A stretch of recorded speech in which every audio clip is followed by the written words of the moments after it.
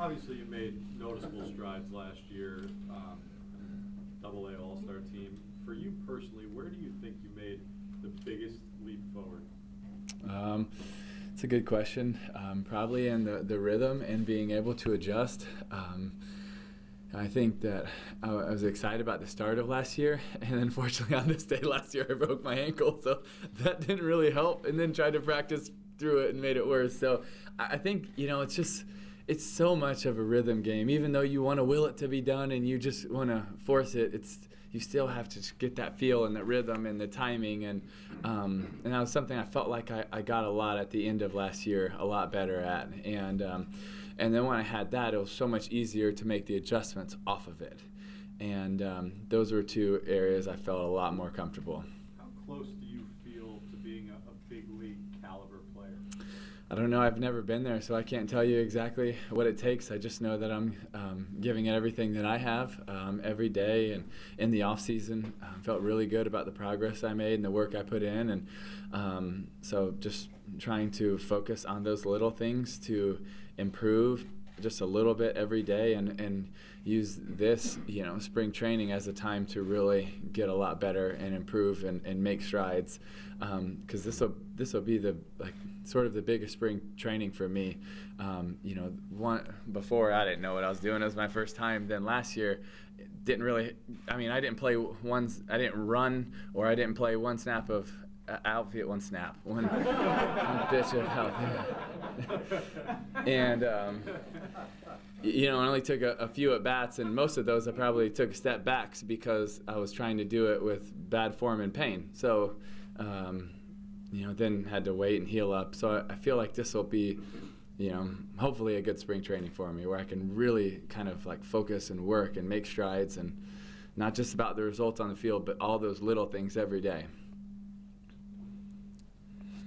You've been kind of careful over the years not to put specific expectations or goals on this whole thing, but if you kind of look back to where you were, and you just alluded to it a little bit, but where you were a couple of years ago when you first started, did you ever really think that you could get to where you are now, where Brody said you're starting out at AAA?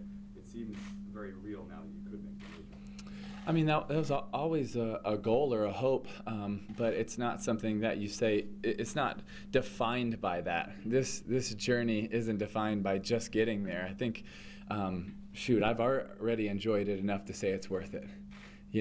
And the whole process. Would that be awesome? Of course it would. It would be, such an amazing thing, and it'd be so enjoyable. But at the same time, regardless of what happens, I know that I'll enjoy it every day, and I think that's the biggest thing for me. Did you think that you'd get to this point, though? It's as an athlete, you have belief in yourself, and you hope that one day you can get there, but you look ahead and you see that goal, but then you stop from looking at that goal and you look at every day. And yes, the ultimate goal is to get there, but it's this process of, and for the people that keep looking up, guess what? You're gonna miss all the steps in front of you. And I think that's one thing that I've tried to really be disciplined, is not let myself even get away in my own thoughts or my own dreams or my own hopes, is start thinking about that. It's what are the little things I have to do, and stay present in that. And I think it's hard, but it takes a lot of discipline, but it's something I really try to do. Tim, they showed you on TV at the suite at the national championship game, and it looked like you were talking about your swing with somebody, like you were demonstrating your swing. And I was just wondering, have you become like that? I think you're. Are you talking about the Sugar Bowl? Yeah. I think it was the Georgia-Texas game. Maybe we were. But that's how much I'm into this. That was actually my hitting coach that flies around all over the place with me and works. He was with me. We were literally going over my swing because I hit at Tulane that day, and I did TV in the morning, went to Tulane, hit, and then came back and did TV for the game, and we're in the suite talking about hitting. So, yes. So how much did you hit during the off season, would you say? How many colleges do you think I hit at? That's a bigger question. So every college you went to? A lot. There was a lot. Tim, just one clarification. What is the name of your hitting coach you traveled on? Jay Gibbons traveled around here a lot with me. And I'm just curious if you have met Kyler Murray and what you thought about his journey and his decision. I have met Kyler and interviewed him a few months ago, and I've gotten to know him. And he grew up a Gator fan, not a big deal. It's cool. Kyler's, I think, he's a really good young man, and I think it was a really tough decision for him. I think he loves two sports, and I can really relate to that. And he went with something that he's been really good at lately and dominating. And when we talked about it, and we did talk about that, I just gave him the advice to follow your heart, whatever you're passionate about. Don't do it for your agents or your friends, and sometimes necessarily even your family. Do it for what's on your heart, and don't let other people define you. And you're going to have all these coaches that you look up to and everybody else that's going to tell you what they think. But what's most important is following your heart and your passion.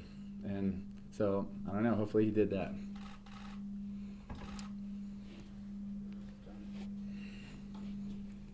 Tim, how hard was it when the AAF called you and said they wanted to offer you an opportunity there?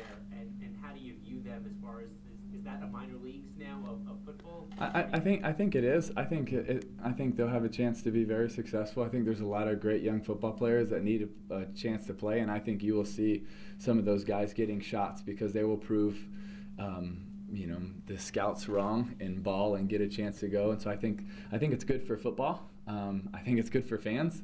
I think they already did good their first weekend in ratings. Going back to your first question of how hard it was, it wasn't very hard. And they've called a lot.